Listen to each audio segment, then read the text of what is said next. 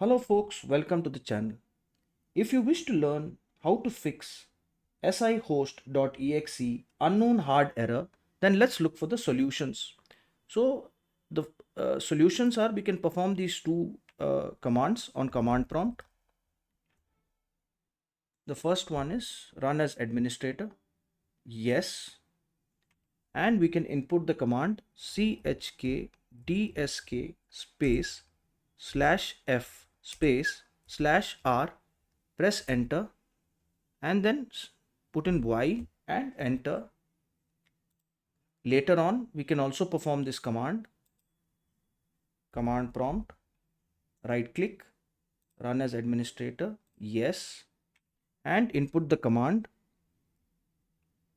sfc space /scannow, press enter, and that should resolve the error. If this doesn't resolve, if these two options don't resolve this error, then the second option is to uninstall the history of the update. So how we can do that is we can right click on start, go to settings, Windows update, update history, uninstall updates, and we will look for the update which was installed on or after which the error started showing up. So for example, the error showed up on the 16th of August on my system, this error sihost.exe.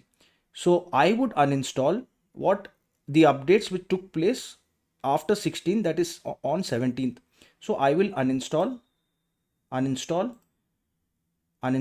and the same here. And one more thing I could do is, if this doesn't work, is to do a system restore. So I will go to recovery, click on recovery, open system restore, and I will restore it to the version which was on a previous time and date. So this was in the 25th,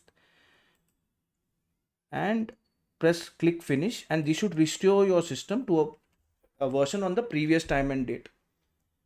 If this video helped you, then please subscribe to the channel. Enjoy your day.